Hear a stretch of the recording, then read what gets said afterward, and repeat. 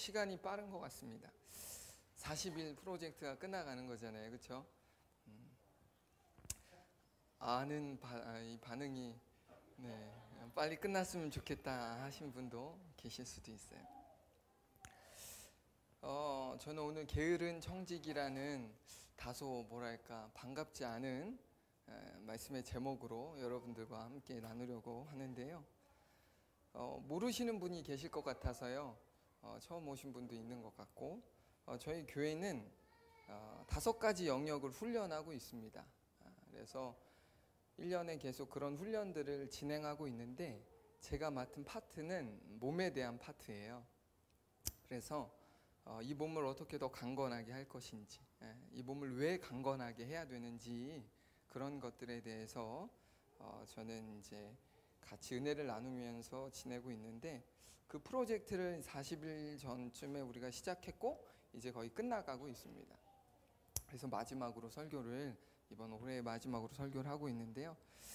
그 제목으로 저는 이제 게으른 청지기, 여러분들께서 잘 아시는 마태복음 25장 14절에서 30절 청지기, 이 달란트 비유라고 흔히 말하는 이 본문의 말씀을 가지고 같이 은혜를 나누었으면 좋겠어요.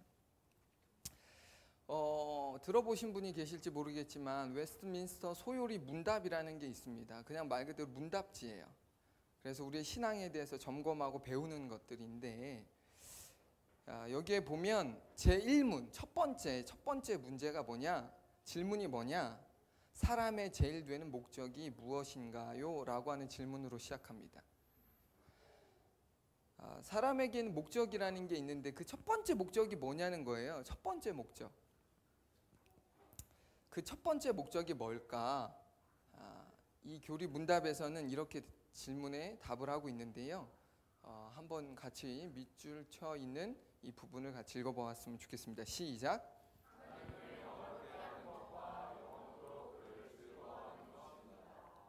아멘.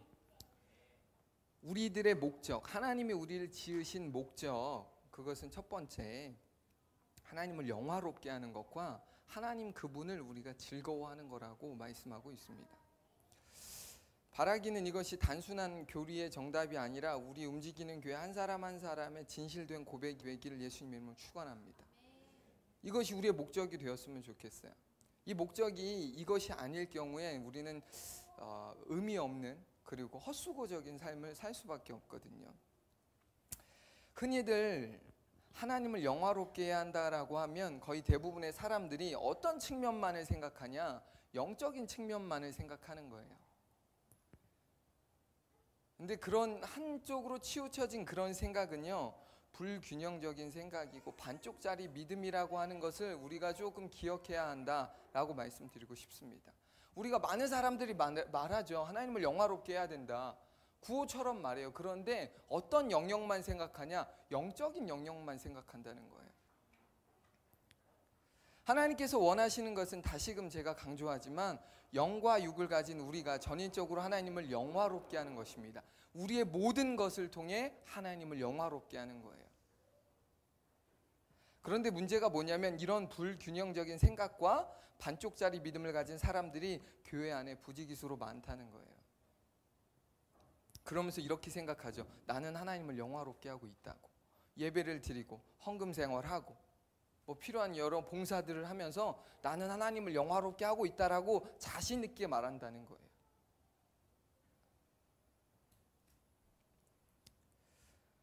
어쩌다가 이런 건강하지 않은 생각과 믿음을 가지게 된 것인지, 나름 다 다른 이유가 있겠지만 제가 지난번 설교에서 말씀드렸듯이 가장 근본적인 이유가 뭐냐면 우리의 대적 마귀가 우는 사자와 같이 두루 다니며 구원받은 하나님의 사람들에게 그런 거짓된 생각과 거짓된 믿음을 심어주었기 때문에 그렇다라는 것이죠. 신앙생활만 잘하면 된다는 거예요. 교회 안에서 봉사만 잘하면 된다는 거예요. 헌금 생활 잘하면 된다. 그게 하나님을 영화롭게 한다는 거예요. 전도만 잘하면 되고 성경만 많이 읽으면 된다고 말하는 거예요. 그게 하나님을 영화롭게 말한다 라는 식으로, 그런 식으로 이제 우리의 생각을, 우리의 믿음을 잘못 심어주고 있다라는 거죠. 사실 대적 마귀가 거짓 믿음으로 우리를 현혹하는 것은 당연한 일이죠. 그가 하는 일이 그건데요. 그런 일은 주님이 다시 오실 그때까지 계속해서 끊임없이 있을 것입니다. 그러니까 대적마귀가 우리에게 거짓된 생각과 믿음을 심어주는 것이 문제가 아니라 진짜 문제는 뭐냐? 그러한 생각과 믿음이 마치 하나님의 음성이요 하나님의 가르침이라고 하는 그런 잘못된 생각, 잘못된 확신으로부터 우리를 구분해야 된다라는 거예요. 그건 하나님의 생각이 아니야, 하나님 주신 마음이 아니야 라고 거절해야 된다라는 거죠.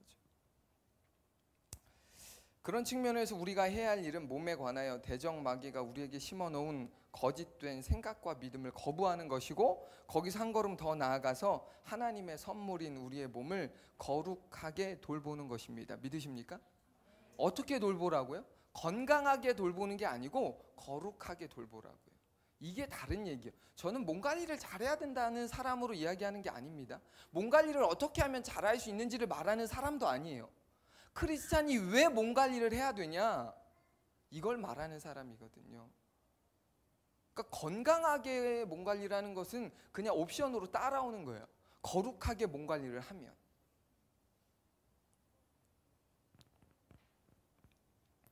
그런 일들을 위해서 우리 움직이는 교회는 계속해서 이 훈련을 반복하고 또 반복할 거예요.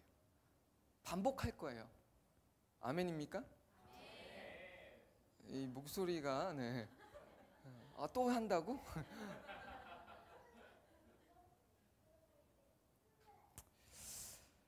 아직 시작하지 못했다고 해서, 혹은 시작했다가 흐지부지하게 끝났다고 해서 혹시나 자책하고 있거나 실망하고 계신 분이 있다라면 그러지 않았으면 좋겠습니다. 우리는 대적마귀가 싫어하는 방향으로의 선택을 해야 합니다. 계속 우리의 마음을 어떻게 해요? 너 거봐, 못할 줄 알았어. 너 거봐, 너는 뭐 잠깐 찔리는 거지 뭐. 넌 시작하지 못할 줄 알았어 라고 우리를 정죄하도록 만드는 거예요. 중간에 포기하셨다면 다시 시작하시면 되고요. 이런저런 이유로 아직 시작하지 못했다라면 지금 시작하시면 돼요. 다시 시작하시면 됩니다. 변화의 문은요 항상 열려 있습니다. 믿으십니까? 하나님이 우리에게 주신 변화의 기회는 날마다 열려 있어요. 그렇다면 우리는 지금 열 수 있다면 열면 되는 거예요. 끝난 거 아니니까.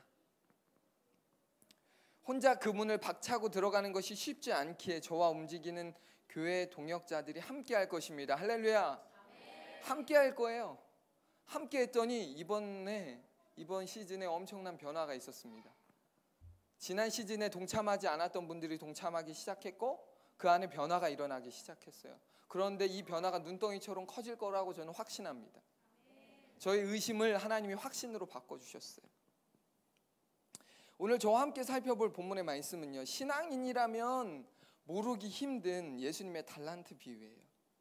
14절 한번 읽어볼까요? 읽어주세요. 시작.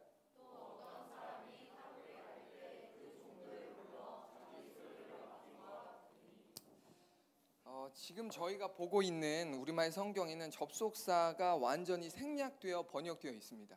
접속사가 없어요. 그런데 원문으로 보면 14절은 접속사로 시작합니다. 왜냐하면이라고 시작해요. 그 원인 접속사 헬라어 가르라고 하는 접속사가 있는데 그게 생략되어 있어요. 어째서 한글 성경에는 왜냐하면을 의미하는 접속사 가르가 생략되어 있을까? 저도 모르겠어요. 왜 생략했는지 모르겠어요. 있는데 번역하지 않았습니다. 생략해버렸어요. 아마도 성경을 번역할 당시 이 접속사가 본문의 내용을 해석하는데 중요하지 않다고 생각해서 의도적으로 생략했을지도 모르겠어요. 있는데 번역 안 할 일은 없잖아요. 근데 번역을 하는 과정이 이거는 별로 큰 의미가 없겠다 싶어서 생략했는지도 모르겠어요. 어떤 이유로 접속사 가르가 본문에서 생략되어 번역되어 있는지 모르겠지만, 그것도 중요하지 않지만 한 가지 분명한 사실은 이전 단락인 마태복음 25장 1절에서 13절에 소개되고 있는 잘 아시는 열처녀 비유와 오늘 살펴보려고 하는 달란트 비유는 이 접속사를 통해 알 수 있는 게 뭐냐? 논리적으로 연결되어 있다라는 거예요. 분리되어 있는 맥락이 아니고 논리적으로 연결되어 있다라고 하는 걸 지금 이야기하고 있는 거예요. 저 접속사 하나가. 그러니까 따로따로 봐야 될 게 아니라 같이 봐야 된다는 거예요. 그것을 증명하는 것이 바로 한글 성경에 생략되어 있는 헬라어 접속사 가르입니다. 이 가르의 의미는 왜냐하면인데, 이것은요 앞절 또는 이전 단락의 내용에 대한 이유와 근거를 제시할 때 쓰는 접속사예요. 그러니까 그 전에 이야기를 이야기할 때, 설명할 때, 그래서 이렇다라고 하는 걸 설명하기 위해서 쓰는 접속사예요. 이런 점에서 볼 때 달란트 비유가 이전 단락에 소개된 열처녀 비유를 통해 말씀하신 메시지에 대한 이유이자 근거라고 하는 말씀임을 우리는 알 수 있는 거예요. 열처녀 비유를 이렇게 주시면서 주고자 했던 메시지가 있잖아요. 그 메시지에 대한 이유와 근거가 이거라는 거예요. 지금 이에 대해 조금 더 구체적으로 말씀을 드리면, 예수님께서 열처녀 비유를 통해 말씀하시고자 하셨던 메시지의 핵심이 뭐냐 아시겠지만, 예수님의 재림을 대비해 성도들이 슬기로운 다섯 처녀와 같이 항상 깨어 준비하는 삶을 살아야 한다라고 가르쳐 주셨거든요. 그게 핵심이에요. 항상 준비하는 삶을 살아야 한다. 얘들아, 하나님을 믿는, 예수님의 재림을 기다리는 너희들은 뭐 하라고요? 준비된 삶을 살아야 해. 다섯 처녀처럼, 슬기로웠던 다섯 처녀처럼 그런 준비된 삶을 살아야 한다라고 하는 것을 가르쳐 주셨어요. 예수님의 이 말씀에 우리는 아멘과 함께 한 가지 의문을 품어야 되는 거예요. 준비하며 살아야 된다라고 하신 이 말씀 앞에 어떤 의문을 품어야 하냐면, 예수님께서 말씀하신 항상 깨어 준비하는 삶은 구체적으로 어떤 삶인가라고 하는 의문을 던져야죠. 항상 깨어 준비하래요. 슬기로운 다섯 처녀처럼. 그럼 그렇게 준비하는 삶이 뭐지? 어떻게 깨어 준비하지? 그걸에 대한 질문을 해야죠.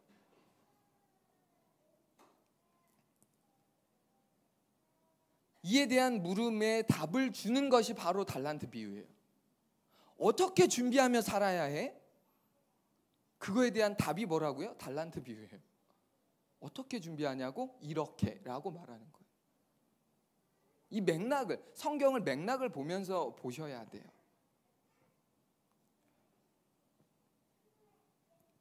예수님께서는 달란트 비유를 통해 성도들이 예수님의 재림을 기다리되 능동적이고 책임감 있는 자세로 각자에게 맡겨주신 삶을 살아야 한다라고 지금 이야기하는 거예요.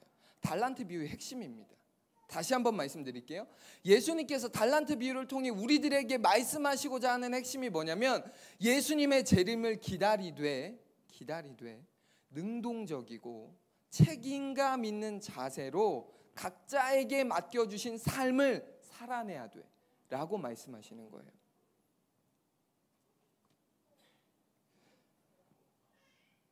이제 본격적으로 달란트 비유의 말씀을 좀 살펴보려고 하는데요. 앞서 읽었던 본문 14절의 말씀을 우리말 성경으로 보면 이렇게 번역되어 있어요. 또한 하늘나라는 어떤 사람이 자기 종들을 불러 재산을 맡기고 여행을 떠나려는 것과 같다. 천국에 대한 비유를 지금 계속 이야기하시잖아요. 예수님께서 제자들에게 천국에 대해 설명하시면서 천국은 마치 주인이 종들에게 자신의 소유, 즉 달란트를 맡기는 것과 같다라고 지금 설명하신 거예요. 우리로서는 예수님의 이 비유의 말씀이 크게 와닿지 않을 수 있어요. 왜냐? 이럴 일이 없거든요. 이게 무슨 말인지 우리는 그 당시, 고대 근동의 그 당시의 문화와 정서를 모르니까 이게 지금 무슨 말이지? 대충 감은 잡히는데 정확한 내용의 흐름은 잡기가 어려워요. 이때 당시 어떤 분위기, 어떤 문화가 있었냐면요, 고대 근동에 그때는요 재산가, 그러니까 주인, 메스터라고 하는 재산가들이 있잖아요. 귀족, 재산가들이 평소 자신이 신뢰하며 아끼던 종들에게 자기의 재산을 일부 맡겨 그로 하여금 자신의 재산을 관리하게 하는 일이 드물지 않게 있었다는 거예요. 우리는 지금 그럴 일이 있어요, 없어요? 우리의 재산을 누군가에게 맡길 필요가 있어요? 그러니까 우리 뭐 가까운 사람에게, 전문가에게 맡기면 돼요. 은행에게 맡기거나 펀드 매니저한테 맡기거나 그 일을 전문적으로 하는 사람한테 맡겨서 나의 자산 운용을 해달라고 하면 돼요. 그렇죠? 근데 그땐 그런 게 있어요, 없어요? 없잖아요. 그러니까 가장 신이 많은 종들 중에 몇 사람에게 그것들을 맡기게 했다라는 거예요. 이때 주인은 종들에게 자신의 재산을 양도한 것이 아니며 또한 단순히 주인의 재산을 안전하게 보존하도록 맡긴 것도 아니었어요. 안전하게만 지켜줘 이런 것도 아니었어요. 완전히 양도한 것도 당연히 아니고. 주인들은 종들에게 자신의 재산을 맡기면서 어떤 의도가 있었냐면 내 재산을 더 불려줘, 더 잘 관리해서 늘어나게 만들어줘 라고 하는 의도가 그들에게 있었던 거예요. 예수님의 달란트 비유는 이런 당시의 배경과 종들을 거느린 주인들의 심정을 토대로 말씀하신 거예요. 그때의 어떤 문화를 배경으로 말씀하셨다는 거죠. 이 대목에서 한 가지 흥미로운 사실은 주인이 한 종에게 모든 것을 맡기지 않았다라는 거예요. 그리고 또 종들에게 재산을 똑같이 맡긴 것도 아니었다라는 거예요. 균등하게 너 3달란트, 너 3달란트, 너 3달란트 아니었다는 거예요. 말씀 읽어볼까요? 시작.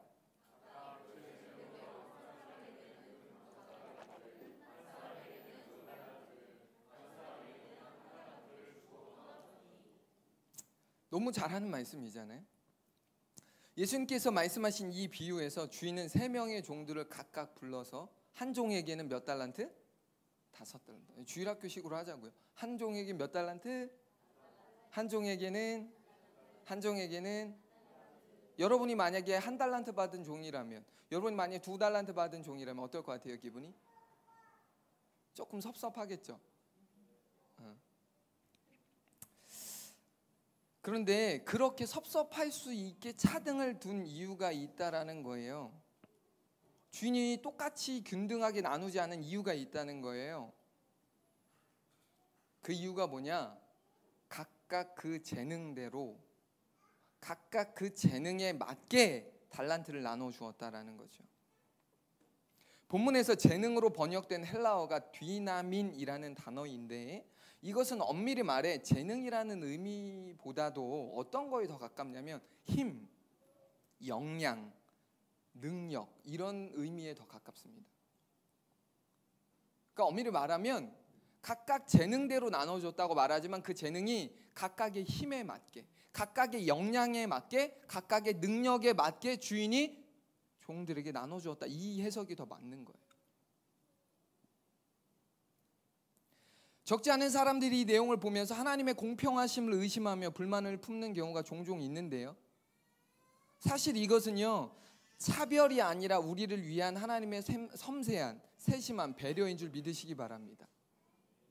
이렇게 생각할 수 있잖아요. 다 골고루 5달란트씩 나눠주면 좋고 모두가 그런 힘과 능력을 가지게 해주셨으면 좋겠는데 그렇지 않다라는 거잖아요. 누구에겐 5달란트를, 누구에겐 2달란트를, 누구에겐 1달란트를 맡겨야 되는.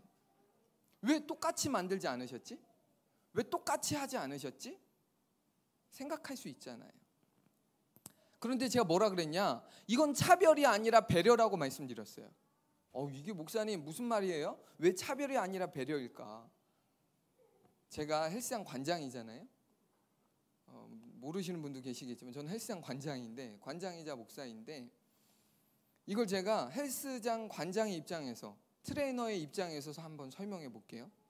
제가 만약 10kg 덤벨을 겨우 들 수 있는 사람에게 20kg의 덤벨을 준다면 어떻게 될까요? 다치겠죠.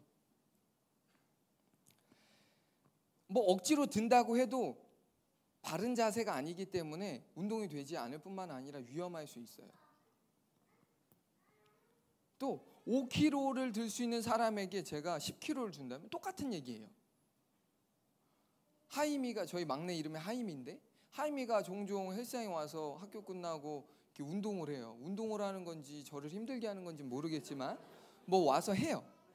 근데 이렇게 덤벨을 들고 막 이렇게 으쌰으쌰 하는데 신기하게도 그 아이가 5kg짜리 덤벨을 막 해요. 여러분, 저희 막내는 9살입니다. 5kg를 막 해요, 이렇게. 그러다가 이제 조금 할만한지, 사람 본능이 그렇죠. 욕심이 있으니까 더 무거운 걸 이렇게 들려고 하는 거예요. 그럼 제가 야야야야 스탑 이렇게 한단 말이에요. 왜요? 하다가 머리를 찌를 수도 있고 떨어뜨려서 발을 만찢을 수도 있어요. 큰일 나잖아요. 그래서 저희 같은 트레이너, 운동을 지도하는 사람들은 기본적으로 회원들을 레슨할 때 어떻게 하냐, 컨디션에 맞는 무게를 제공해요. 이 사람이 5kg 할 수 있다고 하면 5kg, 그보다 조금 더 운동을 위해서 한다면 6kg. 뭐 이런 식인 거지. 5kg 하는 사람한테 20kg를 주거나 이러지 않는다는 거예요.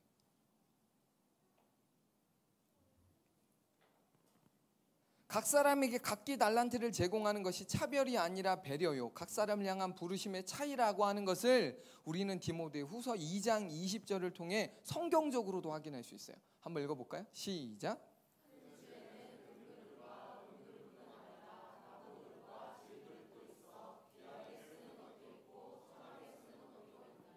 아멘. 제가 자꾸 이렇게 헬스장 관장의 입장에서 설명을 하니까 그럼 아예 애시당초 똑같은 힘을 하나님 창조해 주시면 되는 거 아니냐, 그렇게 이야기하실 수도 있을 것 같아서 성경을 끌어왔어요. 디모데후서 2장 20절의 말씀을 보면 아시는 것처럼 이건 사도 바울이 자기의 영적인 아들인 디모데에게 편지를 보내는 이 내용인데, 그 내용에서 보면 이제 지금 디모데에게 부르심에 대한 설명을 할 때 이렇게 비유로 설명을 해요. 그릇으로, 큰 집에 여러 그릇이 있다라고 막 설명하는 거예요. 큰 집엔 어떤 그릇도 있다고요? 금그릇도 있고, 은으로 만든 그릇도 있고, 나무로 만든 그릇도 있고, 질그릇으로 된 그릇도 있고. 그럼 사람들은 다 금그릇이고 싶고 뭐 큰 그릇이고 싶고 뭐 그럴 수 있겠지만 다양한 것들이 존재하는 거잖아요. 그게 다 쓰임이 다른 거잖아요. 아니 그 간장을 찍어 먹을 건데 금그릇 뭐 이렇게 그 뭐 대야만한 금그릇에 찍어 먹는 건 말이 안 되잖아요.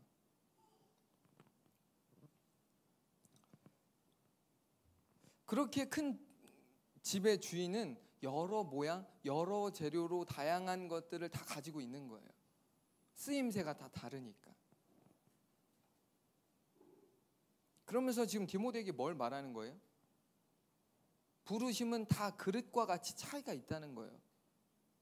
국그릇으로 쓸 수도 있고, 아니면 밥그릇으로 쓸 수 있고, 국자가 될 수도 있고, 수저가 될 수도 있고, 젓가락이 될 수도 있고, 다 다른 거죠. 뭐가 더 좋고 뭐가 더 중요한 거 없다라는 거 지금 이야기하는 거예요.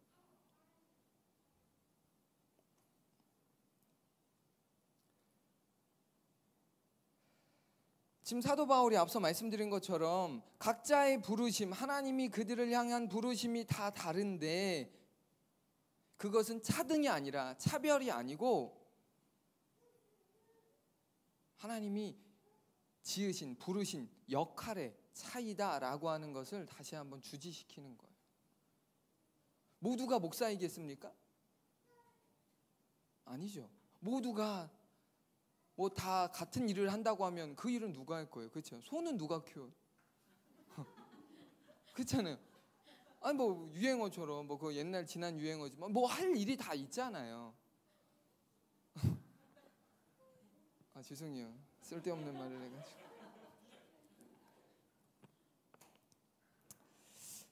이런 관점에서 저는 이 달란트 비유를 보셔야 한다라고 말씀드리는 거예요. 왜 똑같이 주지 않았냐? 부르심이 다르고요, 역할이 다른 거예요. 이런 관점에서 보지 않으면요, 달란트 비유의 메시지를 의도하지 않게 왜곡하거나 오해할 수 있기 때문에 제가 미리서 말씀드립니다. 다시 본문의 내용으로 돌아와서 예수님께서 달란트 비유를 말씀하시면서 주인으로부터 달란트를 받은 종들의 반응에 대해 아주 자세히 설명하고 있어요. 소개하고 있습니다. 달란트를 받았어요. 그들이 어떻게 했는지를 지금 성경에 지금 언급하고 있는데 본문 16절에서 18절 같이 한번 읽어보겠습니다. 시작.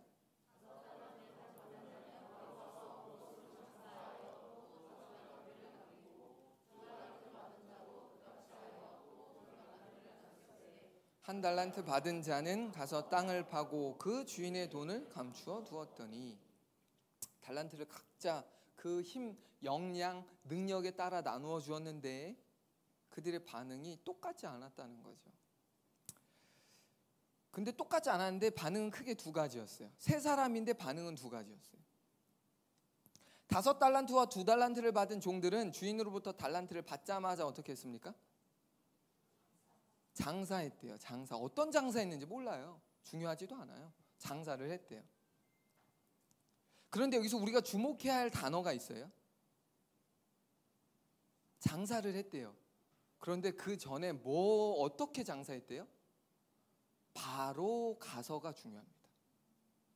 바로 가서 장사해야 돼요.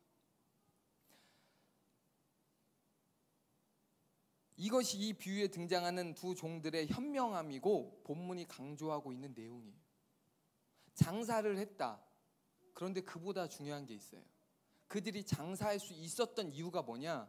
바로 가는 거예요. 이게 무슨 왜 중요하냐? 여러분, 순종의 3요소라고 하는 게 있어요. 우리가 순종해야 합니다 라고 말하지만 세 가지 요소가 있어요. 이 세 가지 핵심적 요소가 있는데 한번 읽어볼까요? 시작. 온전히 기쁘게. 다시 한번.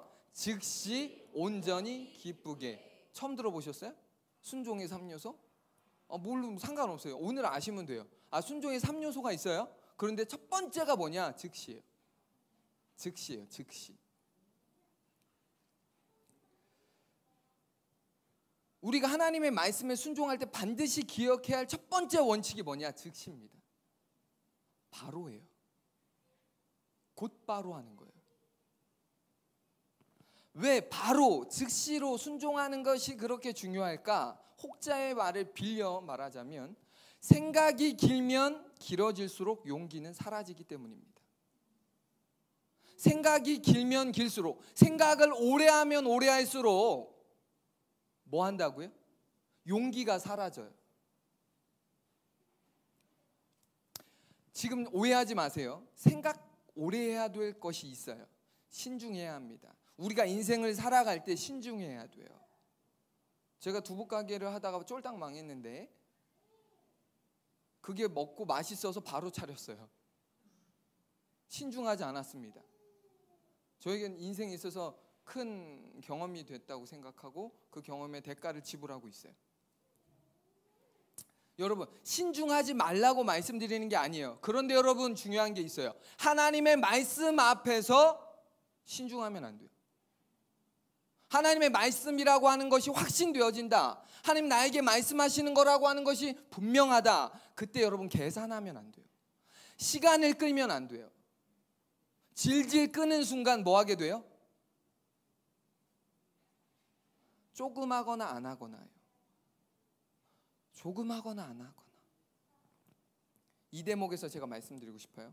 영적 전쟁에 대해서 지난 시간 제가 말씀드렸는데요. 영적인 전쟁, 사탄 마귀가 우리에게 하고 있는 짓거리 중에 하나가 뭐냐? 시간 끌기입니다. 전략이 뭐라고요? 시간 끌기예요. 하나님의 말씀을 듣고 지금 이렇게 말씀을 듣고 찔림이 있어요. 하나님 나에게 무엇을 말씀하시는구나. 그때 바로 순종하면 되는데 어떻게 하는 거예요? 잠깐만 좀 더 생각해보자. 내가 누구를 용서하라고? 하나님이 나에게 자꾸 감동을 주시는 거예요. 누구에게 찾아가서 뭘 하라고. 근데 나 그 사람을 좋아하지 않아. 나 그 사람의 소문을 듣지 않으니 아주 나쁜 놈이야. 지금 누구 얘기하고 있는 거예요? 사도 바울. 사도행전에 보면 사도 바울 얘기 나오잖아요. 그랬더니 사도 바울한테 환상으로 찾아가라고 했더니 그 사람 나쁜 사람이잖아요 라고 했잖아요. 근데 갔죠. 근데 우리가 하나님께서 우리에게 신앙생활 하다 보면 말씀하시는 것들이 있어요. 강력하게 말씀하시는 게 있어요. 저 같은 경우에는 30살에 개척을 해서 10년간 담임 목회를 해봤는데 그때 하나님이 아무것도 없는 저에게 개척하라는 거예요. 성도가 있어요? 스텝이 있어요? 아무것도 없어요. 저와 아내와 애 둘이었어요. 그것도 애도 큰 애예요. 유리가 이제 막 돌쟁이였어요. 저는 목회 경험이 없었습니다. 제가 신앙생활한 지 그때 당시 10년 채 안 됐던 때에 저보고 하나님이 개척하라고 말씀하신 거예요. 누가 봐도 이상한 거예요. 제가 생각해도 이해가 안 가고. 근데 개척을 하래요. 돈도 한 푼 없는데. 요즘 개척하려면 1억이 들어요, 여러분. 최소. 건물 임대하고 인테리어하고 최소 1억이에요. 전 100만 원도 없었어요. 아니 10만 원도 없었어요. 개척하라는 거예요. 근데 그 말씀이 너무 분명한 거예요. 신명기의 그 말씀이 제게 너무 확고하게 오는 거예요. 그 터무니없는 그 말씀을 가지고 아내와 이야기하면서 이게 하나님 뜻이야. 제가 그때 목사도 아니었어요. 강도사였어요. 강도사가 30에 개척을 한다? 수수는 뭐예요? 큰 교회 가서 좀 경험하다가 개척해야죠. 경험 많이 쌓으면서 해야죠. 그런데 하나님은 그렇게 원하시지 않는 거예요. 개척하라는 거예요. 다 준비됐으니까 가라는 거예요. 이 말도 안 되는 허무맹랑한 하나님의 말씀 앞에 제가 뭐 어떻게 한 줄 아십니까? 그때 그냥 작은 교회, 개척교회에서 강도사 생활하고 있었을 텐데, 큰 교회도 아니고, 저랑 아내랑 그때 당시 제 차가 모닝이었어요. 모닝 끌고 울산을 갔습니다. 울산에 저보고 누가 오라고 해서 간 게 아니고, 교회를 하려면 적어도 나는 교회가 없는 지역에서 가서 할 거고, 그리고 난 운동이라고 하는 것들을 가르치면서 교회를 할 거니까, 그럼 어떤 동네가 좋을까? 울산이 떠오르더라고요. IMF 때도 IMF를 안 겪은 동네니까 난 거기 가야겠다. 그래서 그냥 아무것도 없이, 정말 기름값도 사실 별로 없었는데 그냥 간 거예요. 그냥 갔어요. 그냥 가서 부동산 무작정 들어가서 이런 곳을 찾고 있습니다. 물어봤고, 그쪽에서 소개해 주는 것을 받고, 그러면서 기도했어요. 하나님 뜻이라면 계약금만 주십시오. 딴 거 없습니다. 하나님이 뜻이면 계약금 주세요. 그러니까 2천만 원의 보증금이면 계약금은 200이잖아요. 200만 달라고 했어요. 제가 한 달간 기도했습니다. 응답이 없었어요. 일산을 갔습니다. 일산에서도 똑같은 지하였어요. 하나님 뜻이면 저에게 사인을 주십시오. 순종하겠습니다. 한 달을 기도했어요. 응답이 없었어요. 그러다가 정말 의도하지 않게 어디선가 제가 강의를 했는데, 거기가 한 개인이 운영하는 집사님의 어떤 공간이었는데, 전원주택이에요. 쉽게 말하면 전원주택이 있고 다른 서브 공간으로 만들어놨는데 거기를 예배센터로 만들어 놓은 거예요. 거기서 개척할 사람을 찾는다는 거예요. 그래서 제가 거기서 개척했어요. 마이크 하나 안 사고. 그게 제 개척의 시작이거든요. 제가 만약에 머리를 굴리고 계산을 하면서 이건 하나님의 뜻이 아닐 거야, 말도 안 돼. 제가 개척을 한다고 했을 때 제 동기들을 포함 모든 사람이 반대했습니다. 용진아, 좀 신중하게 생각해봐. 당연한 얘기 아니에요? 저 고작 30살이었어요. 신앙생활한 지 10년. 아무것도 몰랐습니다. 그런 저희 그냥 하라는 거예요. 그때 그냥 했어요. 제가 왜 이야기를 꺼냅니까? 제 자랑하려고 하는 얘기 아니에요. 부끄러운 얘기예요. 그냥 저의 개인적인 이야기입니다. 그런데 사탄의 전략이 뭐라고요? 시간 끌기예요. 시간을 끌면 끌수록 사탄은 유리해집니다. 그러면서 뭐 하는 거예요? 우리는 순종하지 않게 되는 거예요. 이 5달란트와 2달란트 받은 이 사람들이 장사를 할 수 있었던 이유가 뭐냐? 바로 간 거예요. 고민하지 않아요. 생각하지 않습니다. 계산하지 않아요. 그냥 간 거예요. 순종은 어떻게 하는 거예요? 바로 하는 거예요. 한 가지 개인적인 얘기를 또 하고 싶은데요. 정말 죄송해요. 저희 막내 하임이가 입양을 했어요. 저희가. 그런데 비하인드 스토리 긴데 짧게 할게요. 입양에 대한 감동을 주셔서 기도를 했어요. 이게 하나님 뜻이면 아내 입술을 통해서 입양이라는 얘기 한 번만 더 해주세요. 근데 그 다음날 아내가 입양이라는 얘기를 꺼내는 거예요. 오케이, 하나님 뜻이다. 다음날 바로 홀트에 연락해서 바로 진행했어요. 저희는 그때 당시 월세집이었고, 지금도 그런 상황과 형편이 크게 다르지 않지만, 그쪽에서 불가하다고 했어요. 재산이 없어서. 데려가서 애 고생시킬 거 뻔하니까.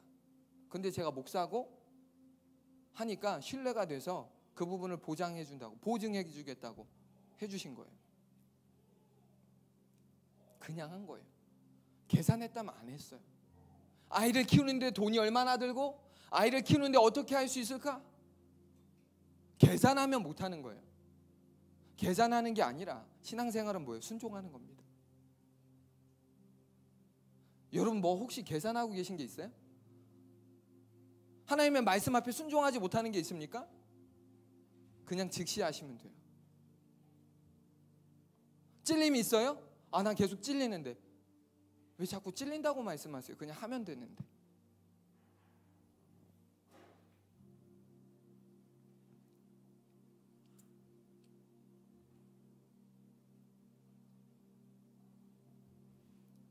시간 끌기, 사탄의 전략인 줄 믿으시기 바랍니다. 아셔야 돼요. 하나님의 분명한 음성이고 하나님이 분명히 나에게 원하시는 거라면 그냥 하세요. 재지 마세요. 그냥 하세요. 그냥 가야 돼요. 누구의 의견 물어보지 마세요. 그냥 가세요. 뭐가 맞고 틀린지는 하나님만 아시는 거지 누구도 몰라요. 부모도 몰라요.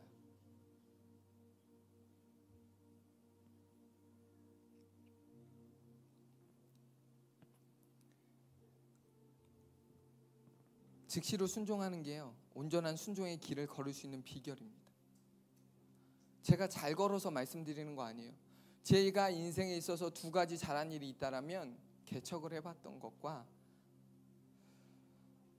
입양을 했던 거예요.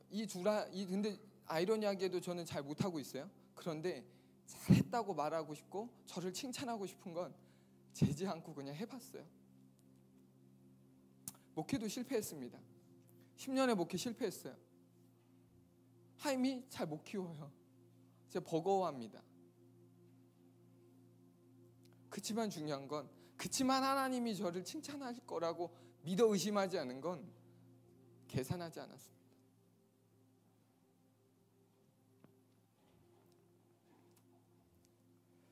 여러분, 아무리 큰 은혜와 깨달음을 얻었다고 해도요, 정작 순종하지 않는다라면 죄송하지만 그것은 아무런 의미가 없고요, 아무런 신앙적 유익도 없습니다. 말씀 읽어야지, 연초에 말씀 읽어야지, 이제부터 말씀 읽어야지, 기도해야지, 운동해야지. 하나님 그런 마음 주시면 그냥 하세요. 말하지 말고 그냥 하시면 돼요.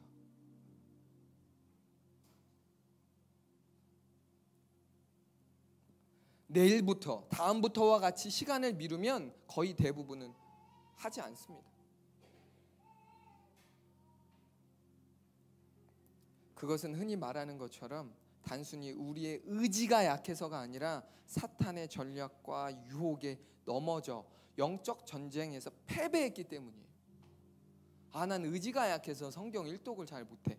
난 의지가 약해서 기도 생활을 잘 못해. 난 의지가 약해서 운동을 못해. 의지 약한 게 아니에요. 영적인 전쟁에서 졌기 때문이에요. 본문에서 5달란트와 2달란트를 받은 종들이 즉시로 순종한 결과 그들은 주인으로부터 엄청난 칭찬, 엄청난 특권을 받습니다. 본문 21절에서 23절, 21절과 23절. 자, 같이 한번 읽어보겠습니다. 시작.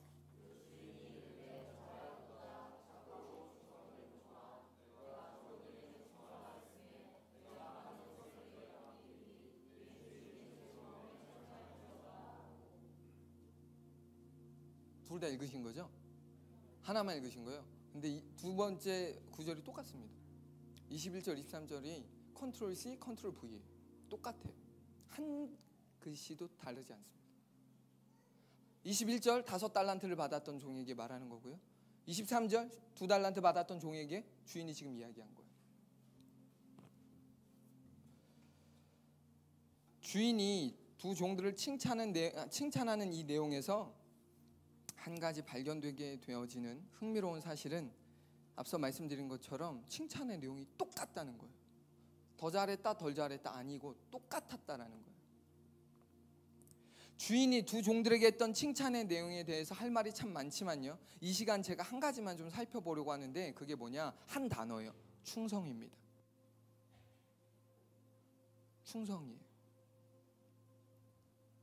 제가 본문의 내용에서 굳이 충성을 언급하는 이유는 한 가지입니다. 그것은 주인이 두 종들을 칭찬하는 길지 않은 이 내용에서 한 번도 아니고 2번 언급된다는 거예요. 이 단어가 아시는 것처럼 중요하기 때문에 반복하는 거예요. 주인이 종에게 원했던 거, 하나님께서 우리에게 원하시는 것은요, 많은 달란트를 남길 수 있는 유능함이나 탁월함을 원하시는 게 아니라 그냥 순종하는 거예요. 그냥 충성하는 거예요.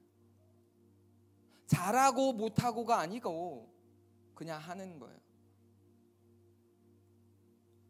우리들의 강박관념이 뭔지 아세요? 현대인들이 살아가는 저와 같은 사람들의 강박관념이 뭐냐? 잘하려고 하는 거예요.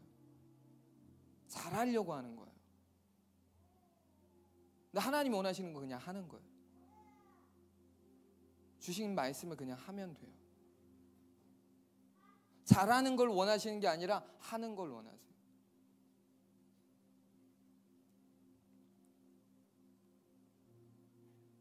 이에 대해서 사도 바울이 고린도 교회 성도들에게 권면했던 내용이 있는데요. 그 내용도 한번 보자고요. 고린도전서 4장 1절에서 2절입니다. 시작.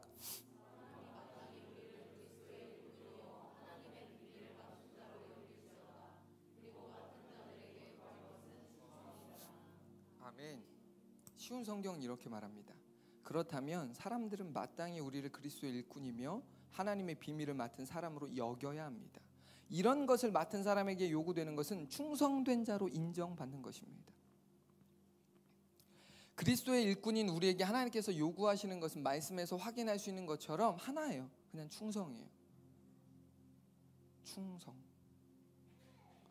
묻고 따지고 재지 않고 그냥 하는 거예요.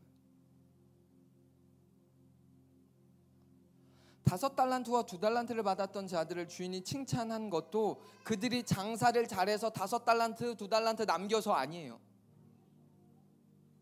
다른 주인들은 그랬겠죠. 그러나 예수님께서 이 비유를 들어 언급하실 때 이 주인은 하나님이잖아요. 지금 당신을 들고 말씀하신 거잖아요. 다른 세상적인 주인이 아니라 날 하나님을 말씀하신 거잖아요. 그 주인은 5달란트를 가지고 5달란트를 남겼다. 2달란트를 가지고 2달란트를 남겼다. 이렇게 수익이 좋았다. 100%였다. 그걸 원하는 게 아니고 그냥 했다.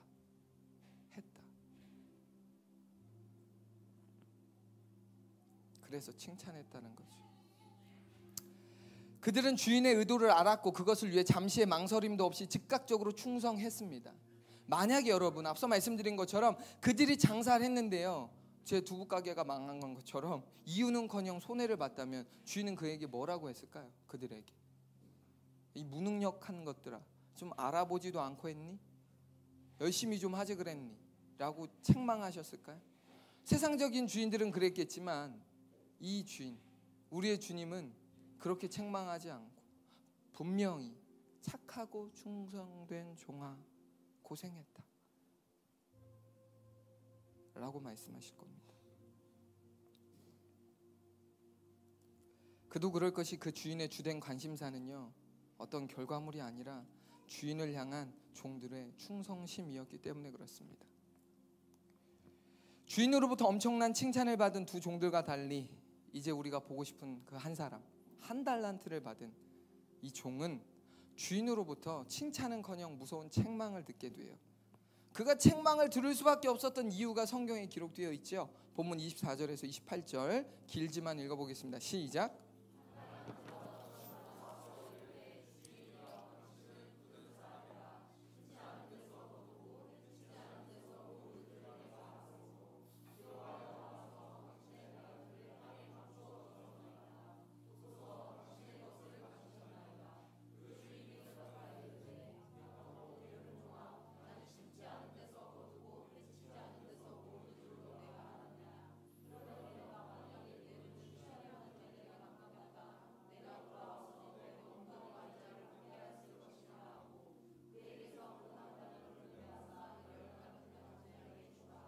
아멘. 너무 잘 아시는 말씀이니까요. 주인은 1달란트를 맡겼던 종에게 악하고 게으른 종이라며 비난에 가까운 책망을 합니다. 여기서 우리가 한 가지 주목해야 할 게 있는데요. 그것은 주인이 종을 책망하기 전에 상상도 못할 일이 있는 거예요. 주인이 종을 책망하기 전에 종이 주인을 당신은 굳은 사람입니다 라고 규정했다는 거예요. 책망하기 전에 종이 주인을 비난한 거예요. 뭐라고요? 굳은 사람이라고. 다음 화면이에요. 당신은 굳은 사람입니다. 굳은으로 번역된 헬라어가 스클레로스라고 하는 단어인데 이 단어의 의미가 뭐냐? 거칠, 잔인한, 무자비한. 지금 종이 주인에게 이러는 거예요. 당신은 거칠고 당신은 잔인하고 당신은 무자비해요. 이 말인즉 뭐예요? 종들을 착취해서 당신은 이득을 취하는 개걸스러운 탐욕가예요. 라고 지금 비난하고 있어요. 종이 주인을. 종이 주인을 비난한다? 이런 하극상은 당시 종과 주인의 관계를 아신다면 상상할 수도 없는 일인 거예요. 감히 주인 앞에서 입을 열어서 말을 한다? 불가능합니다. 아니 뭐 불만은 얘기할 수 있잖아요. 그건 지금에나 그런 거고, 주종 관계에서는 불가능해요. 말해 그럼 말하는 거고, 먹어 그럼 먹는 거고, 자 그럼 자는 거예요. 그런데 그런 입장에 있는, 위치에 있는 종이 주인을 향해 당신은 굳은 사람입니다 라고 말했다는 거예요. 종의 무례함은 여기서 끝나지 않고요, 자신이 받은 한 달란트를 땅에 묻어두었습니다 라고 이야기할 때 그렇게 한 이유가 당신 때문이에요 라고 말했다는 거예요. 주인 당신 때문에 내가 땅에 묻어뒀어요. 당신이 굳은 사람이잖아요. 아주 난폭하고 잔인하고 거친 사람이잖아요. 무자비한 사람이잖아요. 그래서 내가 땅에 묻어두었어요. 뭐예요? 책임을 전가하며 자신의 행동을 합리화하는 거예요. 분명 자기가 잘못한 건데 주인한테 덤탱이를 씌우는 거죠. 왜 한 달란트 받은 종은 다른 종들과 이렇게 전혀 다르게 행동을 했을까? 이유는 단순한 것 같습니다. 그는 자신이 받은 달란트에 만족하지 않았기 때문이에요. 쉽게 말하면 짜증난 거예요. 뭐야? 왜 나만 한 달란트야? 쟤는 2달란트고 똑같이 일하는데 쟤는 5달란트인데 왜 나는 1달란트야?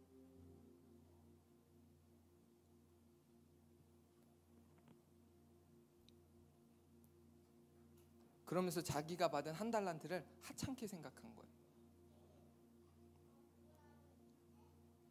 아시는 분들은 아시겠지만 당시 그때 종이 받은 1달란트는요 어느 정도의 가치냐면, 노동자가 16년 정도 일을 해서 하루도 안 쓰고 모아야 모을 수 있는 금액이 1달란트였다고 해요. 뭐 어떤 신학자는 20년이라고도 하는데 뭐 그건 중요하지 않아요. 근데 지금으로 따져 보니까요, 연봉 3천이라고 치면 10년이면 3억, 16년 뭐 대략 한 5억 가까이 온 돈이라고 할 수 있겠고, 미니멈 작게 잡아도 많게 잡으면 10몇 억이 되는 돈이에요.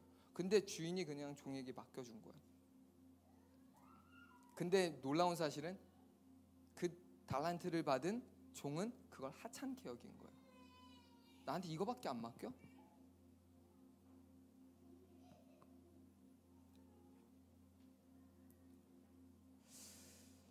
제가 이 1달란트를 받은 이 종을 조금 유심히 살펴보니까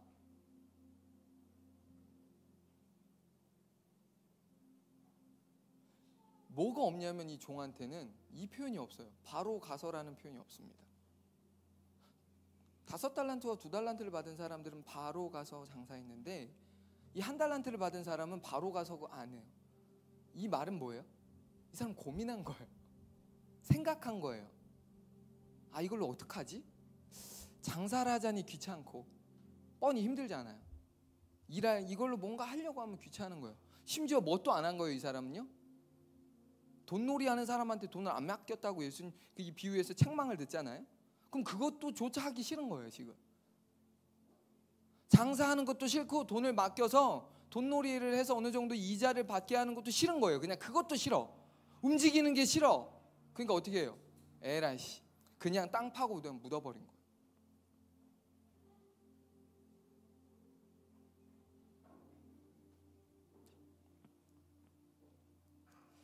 그러니까 이런 잔머리를 굴린 거죠. 어떻게 하면 힘들이지 않고 돈을 좀 지킬 수 있을까? 아, 나 일하긴 싫은데, 나 귀찮은 거 싫은데, 나 땀 흘리는 거 싫은데, 번거로운 거 싫은데, 그러면서 고작 생각해낸 것이 땅에 묻는 거예요. 얼마간의 시간이 흐르고 주인이 돌아와 결산할 때 그는 주인에게 자신이 땅에 묻어두었던 한 달란트를 당당하게 돌려주었을 거예요. 왜? 내가 받은 한 달란트 다시 돌려준 거니까. 그러면서 어떤 기대감을 가지고 있었을까요? 나도 그 앞선 두 명의 종들처럼 착하고 충성된 종이라고 하는 걸 은근히 기대하고 기다렸을지도 모르겠어요. 그런데 그 주인은 종을 향해서 뭐라고 얘기했냐면, 악하고 게으른 종아, 악하고 게으른 종아.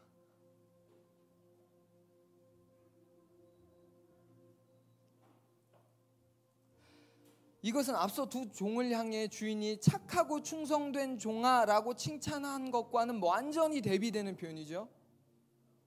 충성된 종아, 착하고 충성된 종아, 그런데 너는 악하고 게으른 종아.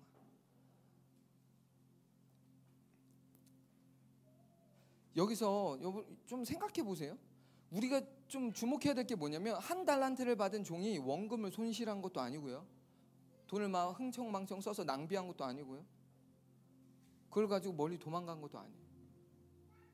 그러면 잘 보관만 해준 것도 사실 고마울 수 있는 거잖아요. 그런데 주인은 그렇게 한 그 종을 악하고 게으르다라고 질책했다라는 거예요.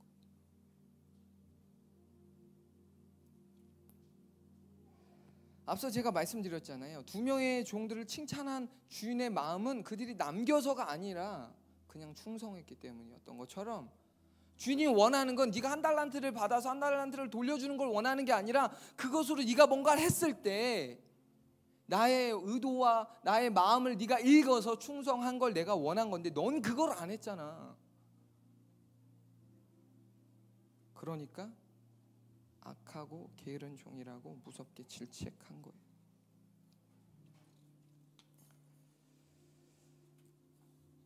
여기서 이제 설교가 끝나가는데요, 우리가 주목하고 반드시 기억해야 할 아주 중요한 성경적 가르침이 있습니다. 마음에 새겼으면 좋겠어요. 다음 화면 보여주세요. 같이 읽어볼까요? 시작.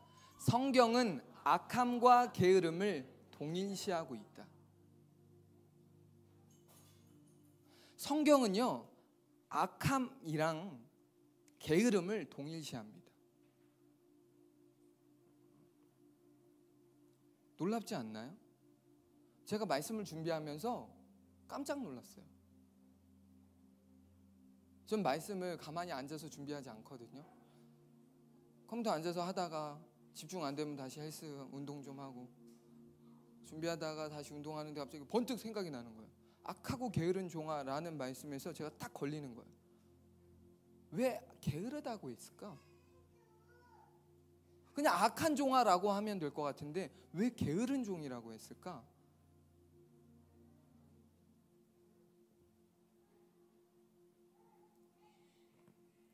흔히들 게으름을 어떻게 생각하냐면, 사전에서 이렇게 정리하고 있더라고요. 행동이 느리고 움직이거나 일하기를 싫어하는 태도나 버릇, 어떤 습관과 버릇 정도로 생각하고 있어요. 왜 사전에서 그렇게 정리하고 있으니까. 그런데 여러분, 성경은요, 게으름이 악이요 죄라고 규정하고 있습니다. 그럼 이렇게 물어보실 수 있어요. 목사님, 너무 그 부분을 강하게 말씀하시는 거 아닌가요? 게으름이 죄라니요, 악이라니요, 그게 성경의 가르침이라니요. 반론을 제기하실 수 있겠지만 성경은 분명 악함을 게으름과 동일시하고 있습니다.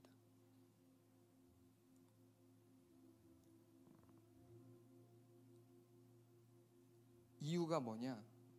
게으름이란 청지기로서 마땅히 해야 할 본분, 그 일을 하지 않는 것이기 때문에 그렇습니다. 그러니까 우리가 죄를 생각할 때 어떻게 하냐면, 십계명 같은 죄를 그런 것들을 떠올리면서 뭐뭐 하지 마, 그러니까 안 하는 것을 죄라고 생각하는 거예요. 그런 것들로만 생각해요, 한편으로. 그런데 여러분, 해야 할 것을 하지 않는 것도 죄라고 아셔야 돼요. 하지 말아야 할 것을 안 하는 것도 있지만 해야 할 것을 안 하는 것도 죄입니다. 서로 사랑하라. 이건 권유가 아니에요. 권면이 아니라 명령이에요. 가장 핵심적 명령입니다. 근데 우리가 서로 사랑하라와 같은 여러 이 긍정적 명령 있잖아요. 뭐뭐 하라라고 하는 부분들, 하지 말라의 명령 말고 하라의 이 명령, 그 부분에 있어서는 우리가 약한 거예요. 십계명과 같은 하지 말라 이런 것들은 전 그런 거 안 해요. 물론 하는 것도 있겠지만 하라의 이 명령에는 적극적이지가 않은 거예요.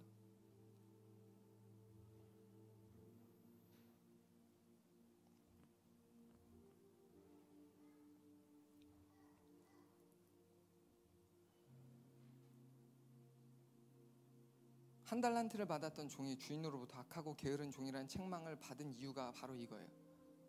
해야 할 것을 안 했기 때문이에요. 어떤 본분이 있어요? 종이잖아요. 청지기잖아요. 근데 청지기가 청지기 역할을 안 하는 거예요. 그래서 죄인 거예요. 그래서 게으름과 악하다라는 거예요.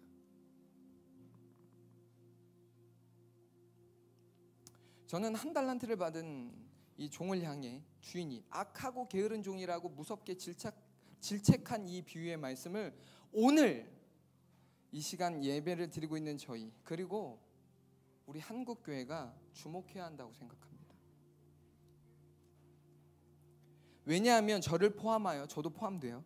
대부분의 사람들이 하나님께로부터 한 달란트와는 비교도 되지 않을 엄청난 가치를 지닌 은혜와 달란트를 받았음에도 불구하고 어떻게 하냐? 똑같이 하는 거예요. 땅에 묻어버리는 거예요. 청지기인데 땅에 묻어버려요. 하나님이 그걸 맡긴 이유가 있고 주신 이유가 있는데 그냥 묻어버려요. 이유는 간단합니다. 게을러서. 나에게 목소리를 주셨어요. 그것으로 하나님을 찬양하고 이런 것들은 생각할 수 있어요. 그런데 여러분, 우리 모두가 엄청난 달란트와 은혜를 받았습니다. 그게 뭐예요? 우리의 몸이에요. 저와 여러분이 돈으로 환산할 수 없는 엄청난 은혜를 받았습니다. 그게 뭐라고요? 몸이에요. 한 달란트가 고작해야 10억이라면 여러분의 몸을 얼마로 평가하시겠어요?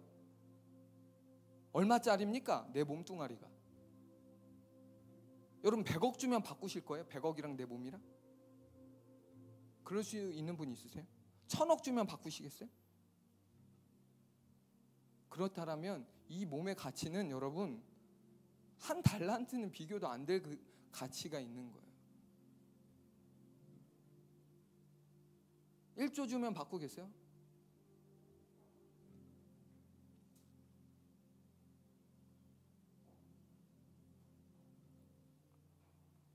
이렇게 엄청난 것을 은혜와 달란트로 이미 받았어요. 그런데 문제 뭐냐? 이게 달란트인지조차도 모르고, 그리고 이 달란트를 땅에 그냥 묻어둔 채로 그냥 게으르게 사는 거예요.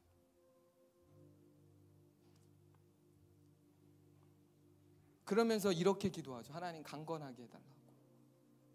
무슨 기도가 그런 기도가 있습니까? 저는 하나님을 기만하는 기도라고 생각해요. 그런 기도는.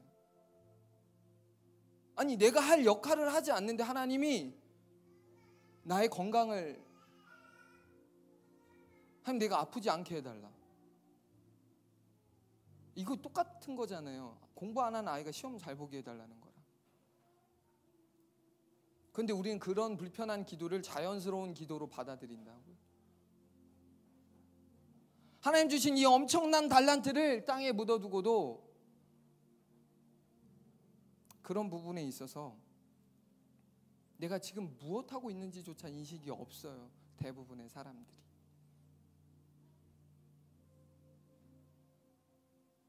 하나님께서 저를 통해 말씀하시는, 그리고 저에게 주시는 이 메시지는 이런 거예요. 우리에게 주신 이 엄청난 달란트를 하나님 나라와 그분의 영광을 위하여, 그분을 영화롭게 하는 그 일을 위하여 우리가 쓰임받는 것. 왜 운동을 해야 되냐고 사람들이 저한테 물어봐요. 그러면 10중 8구 크리스찬, 넌 크리스찬 다 똑같아요. 건강, 외모. 이 외에 뭐 자신감? 뭐 이런 것들이 있어요? 죄송하지만 다 틀린 거예요. 전 오래 살려고 운동하지 않습니다. 안 아프려고 운동하는 거 아니에요. 내 몸이 하나님 거라, 하나님 것이기에 하나님이 쓰시기 편하도록 준비시키는 거예요. 그래서 저는 몸무게도 재지 않아요. 잘 내가 몇 킬로인지 중요하지도 않으니까. 내 몸이 하나님의 몸임을, 이것이 엄청난 하나님의 달란트임을, 이 받은 은혜를 하나님을 위하여 열심히 본분을 다하는 저와 여러분 되시길 예수님을 축원합니다. 우리 같이 한번 찬양하면서 기도했으면 좋겠어요.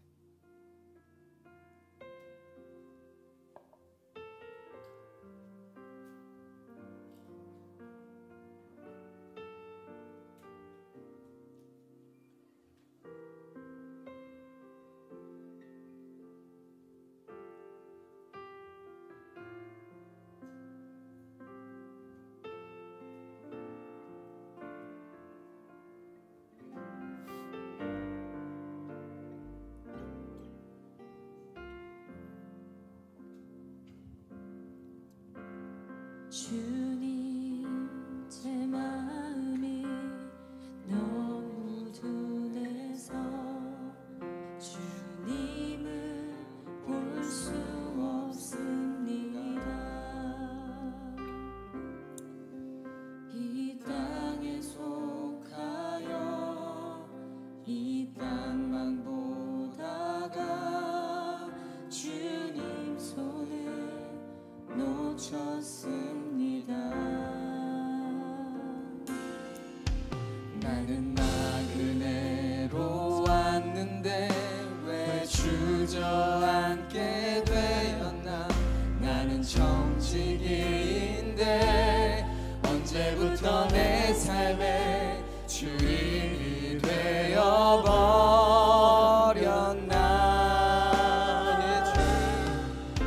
믿음이 없이는 이쁘시게 못하나니 주된 수고도 다 헛될 뿐이라. 믿음이 없어서 무너진 삶의 모든 자리에 다시 주님을 기다립니다. 다시 한번 고백할까요?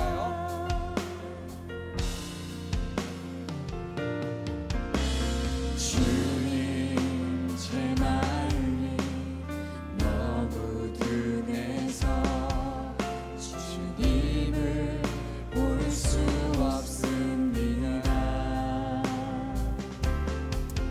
이 땅에 속하여 이 땅만 보다가 주님 손을 놓쳤습니다. 나는 나그네로 왔는데 왜 주저앉게 되었나.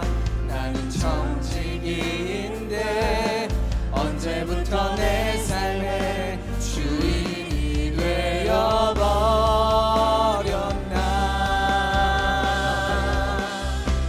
믿음이 없이는 미쁘시게 못하나니 오랜 수고도 다 헛될 뿐이라.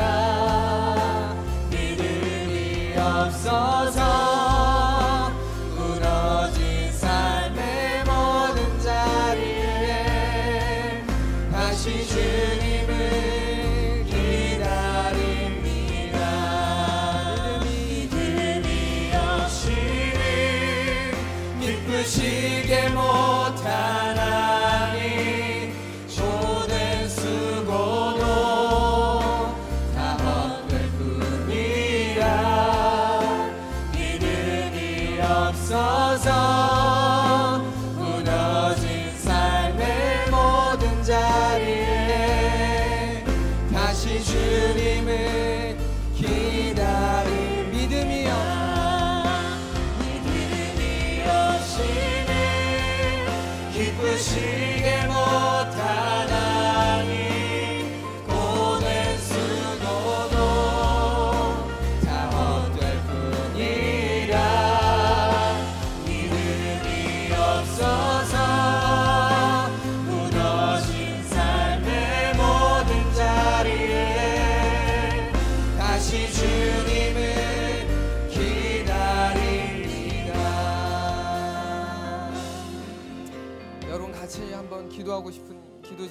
있는데요.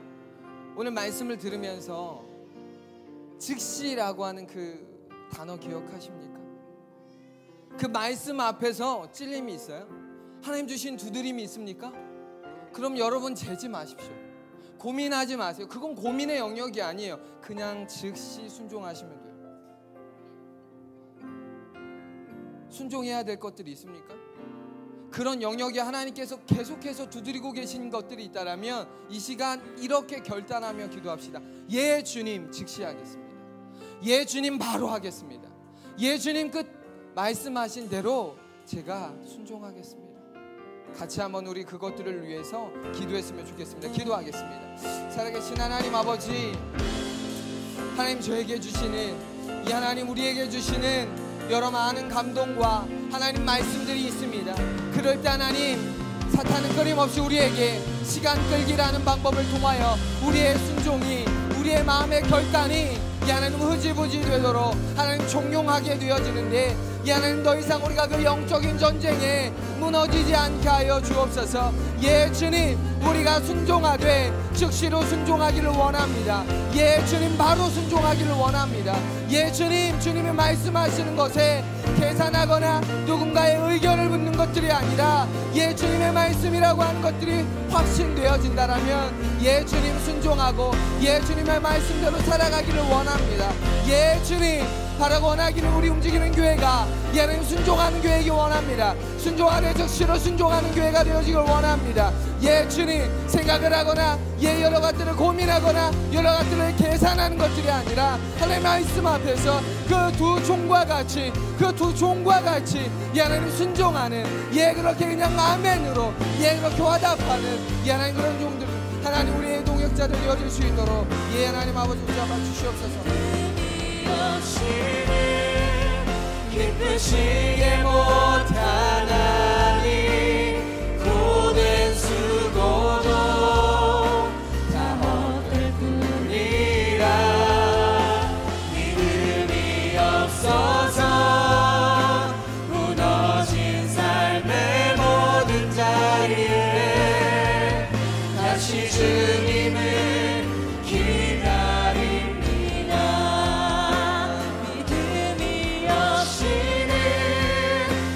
기쁘시게 못하나니 고된 수고도 다 헛될 뿐이라 믿음이 없어서 무너진 삶의 모든 자리에 다시 주님을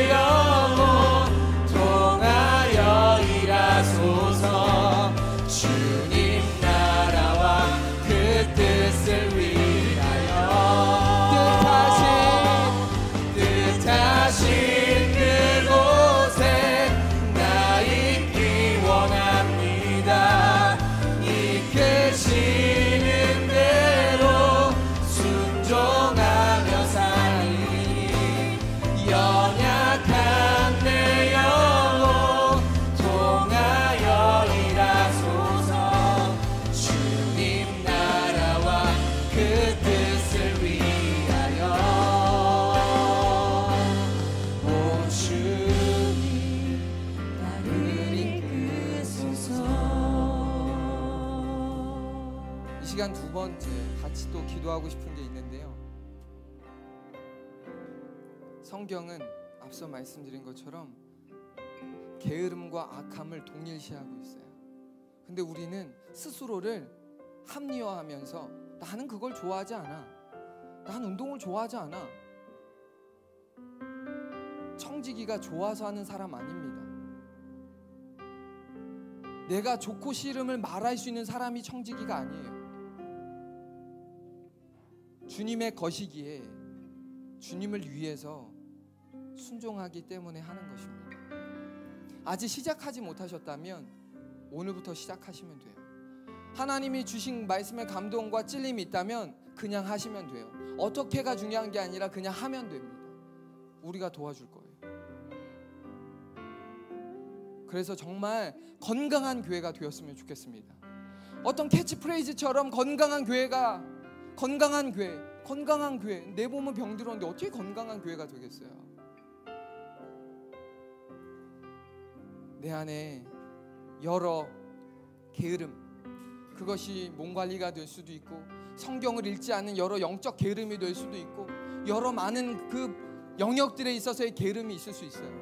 예, 주님, 더 이상 합리화하거나 더 이상 그것들을 내가 뭔가 타협하지 않고 즉각적으로 순종하겠습니다. 같이 한번 우리 기도했으면 좋겠습니다. 기도하겠습니다. 이 하나님 아버지, 하나님 주신 여러 많은 감동과 하나님 주신 찔림들 앞에 이 하나님 순종하길 원하는데, 특별히 하나님 악함과 게으름을 동일시하고 있다라고 하는 것, 성경이 얼마나 게으름을 하나님 죄로 규정하고 있다라고 하는 사실, 예 주님, 그 앞에 우리가 하나님 겸손히 듣게 하시고 그 앞에 우리가 무릎 꿇게 하시고 우리가 그 앞에 하나님 회개하게 하여 주옵소서. 얼마나 많은 시간, 얼마나 많은 기회를 이 하나님 여러 합리화로, 여러 이유들로, 여러 핑계로 예수님 그것들을 멀리하며 예수님 하지 않았는지 모릅니다. 이 하나님 말씀에 훈련되기 원합니다. 이 하나님 기도로 훈련되어지기 원합니다. 예수님 몸 관리로 하나님 주신 이 몸을, 이 달란트를 하나님 관리하며 청지기로서 하나님 주신 그 은혜들을 지키며 나아가길 원합니다. 그렇게 지키며 나아가길 원합니다. 예 주님, 그렇게 지키며 나아가길 원합니다. 예 주님, 우리 모두가 그러할 수 있도록, 예 주님, 그런 찔림 앞에 즉시로 순종할 수 있도록, 예 주님, 마음의 감동이 있을 때 더 이상 사탄의 유혹과 하나님 여러에 넘어지지 아니하며 이 하나님 것들을 무너지지 아니하며 이 하나님 오늘부터 다시 하나님 시작하는 하나님 놀라운 은혜가 있도록, 예 순종의 은혜가 있도록, 예 주님이 끄시는 대로 순종하는, 예 주님 말씀하신 대로 순종하는, 주님이 원하시는 대로 그저 순종하는, 예 주님 순종하는 우리가 되어줄 수 있도록 예 아버지 하나님 붙잡아 주옵소서. 예 주님, 우리가 순종해야 할 영역들 앞에 타협하지 아니하게 하시고 예 순종하게 하옵소서. 예 순종하게 하옵소서. 예 주님, 순종하기 원합니다. 예 아버지.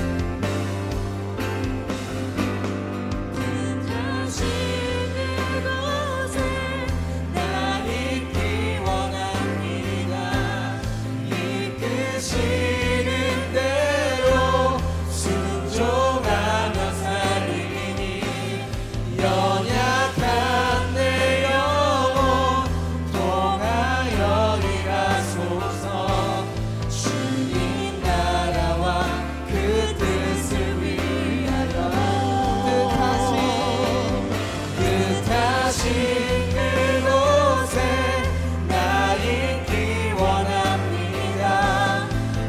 이끄시는 대로 순종하며 살리니 연약한 내 영혼 통하여 일하소서. 주님 나라와 그 뜻을 위하여 오 주 나를 이끄소서. 이 시간 한 가지만 더 기도하고 싶은데요, 우리의 지경을, 우리의 기도의 지경을 좀 더 넓혔으면 좋겠습니다. 이제 나에게서 여러분 중보를 부탁드려요. 어떤 중보가 필요하냐? 한국교회 사역자들을 위해서 좀 기도해 주십시오. 아픈 사람이 너무 많아요. 특별히 몸이 아픈 사람들이 한둘이 아니에요. 그런데 이것에 타협하고 넘어져 있는 사람들이 너무 많습니다. 하나님 맡겨주신 사역들을 감당해야 되는데 아파서 못하는 경우가 대부분이에요. 하나님 깨닫게 하소서.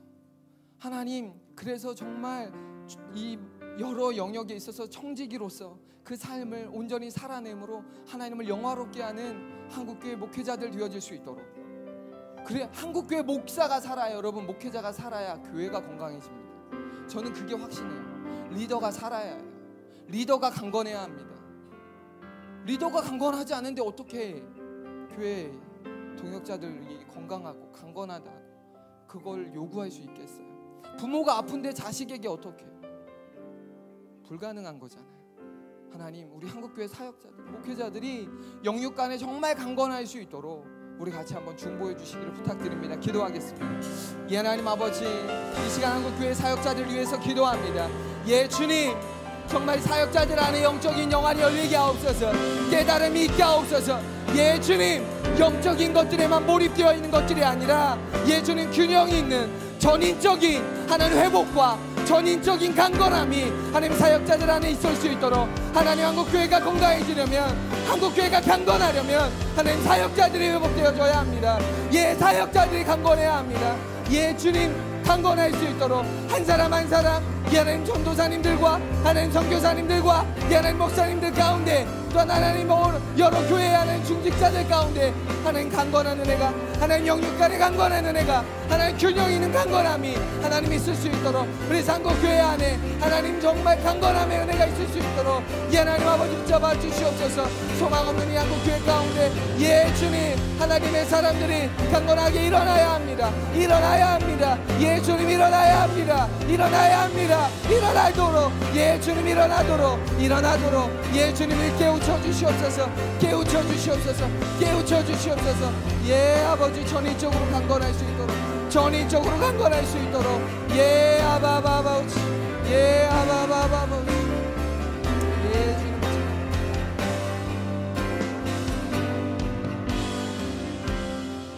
하나님 아버지, 우리와 너무 닮아 있는 한 달란트를 받았던 종의 모습을 봅니다. 이미 주어진 것에 감사하지 못하고, 감사하지 않을 뿐만 아니라 그것을 땅에 묻어둔 채 그것들을 낭비하고 있는, 예, 주님, 그런 우리의 연약함들이 있다라면 이 시간 즉시로 순종하기를 원합니다. 그것이 영적인 영역이든 육적인 영역이든 정서적인 영역이든 경제적인 영역이든 지적인 영역이든 하나님 순종하기를 원합니다. 나중에, 언젠가, 다음에 라는 변명하지 않게 하시고 예, 주님, 바로 순종하게 하옵소서.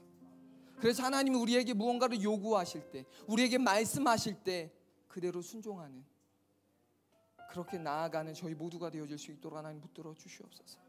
특별히 주님, 저와 같은 목회자들을 위해 기도하고 싶습니다. 예, 주님, 얼마나 아픈 사람이 많은지 모릅니다. 육체적으로 정서적으로 병들어 있는 사람이 얼마나 많은지 모릅니다. 예, 주님, 하나님 주신 귀한 몸, 그 귀한 달란트를 관리할 수 있는 지혜를 주옵소서. 관리해야 한다라고 하는 분명한 깨달음을 그들에게 허락하사 매일매일 하나님 그것들을 깨닫고 하루하루 좋아서 아니고 순종하는 마음으로 순종할 수 있는 우리 사역자들 되어질 수 있도록, 그래서 한국교회가 정말 영육으로 강건해지는 은혜가 있도록 하나님 붙들어 주시옵소서. 감사드리고 살아계신 예수님의 이름으로 기도했습니다.